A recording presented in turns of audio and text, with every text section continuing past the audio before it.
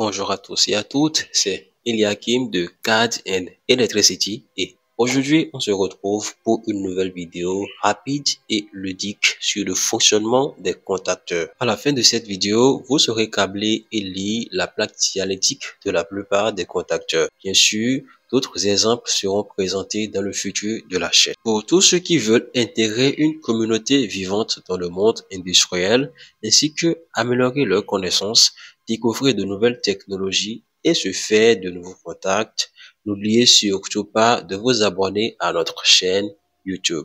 Un contacteur est un dispositif qui permet de commuter de fortes charges électriques.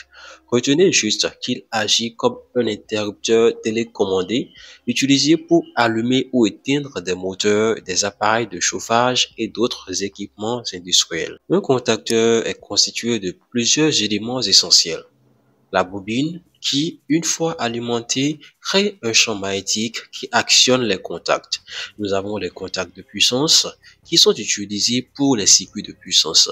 Nous avons un circuit magnétique constitué d'un aimant fixe et d'un aimant mobile. Nous avons également une bague de déphasage qui stabilise les vibrations des bobines alimentées en courant alternatif. Nous avons enfin des contacts auxiliaires ouverts ou fermés utilisés pour les circuits de commande. Comment fonctionnent les contacteurs? La bobine des contacteurs qu'on retrouve au niveau des bornes A1 et A2 peut être alimentée en courant alternatif ou en courant continu allant de 24 à 400 volts. Lorsque la bobine est alimentée, un champ magnétique se forme. La partie mobile de l'armature est attirée contre la partie fixe et les contacts se ferment ou s'ouvrent suivant le modèle du contacteur.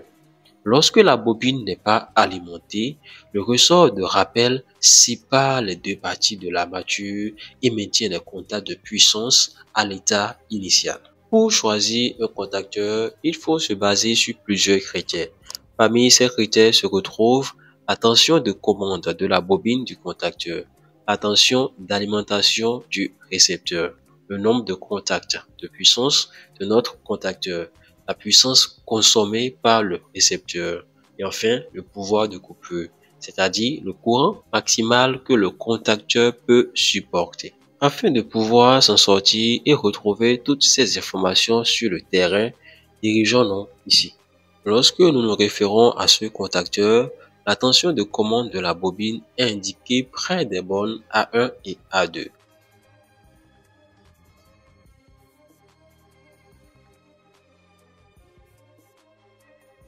Le contacteur dispose de 3 contacts de puissance. Il s'agit d'un contacteur très polaire.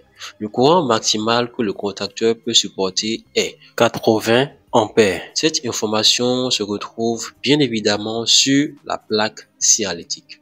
Sur cette même plaque dialectique, nous voyons également les informations suivantes. UI 1000 volts représente la tension nominale d'isolement. En effet, celle-ci est comme un mur de protection autour de l'électricité.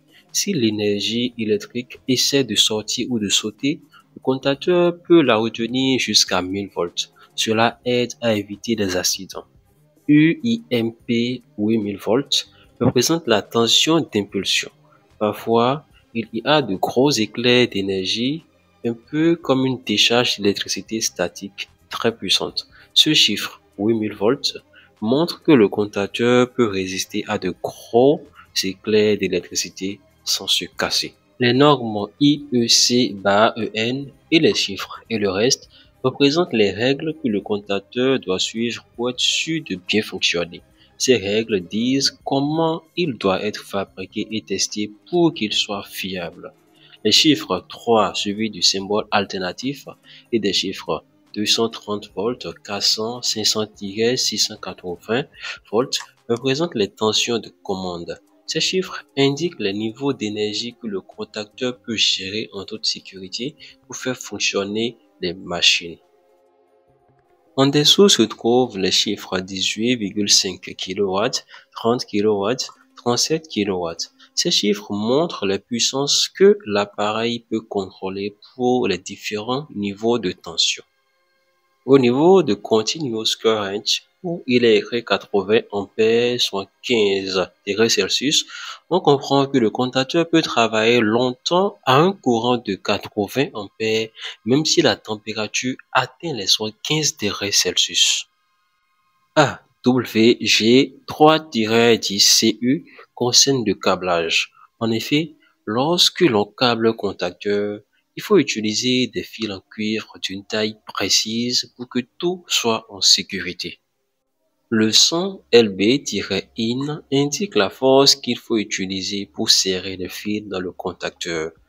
Si vous avez d'autres préoccupations, vous pouvez les notifier en commentaire. N'oubliez pas de liker la vidéo pour nous encourager dans ce travail.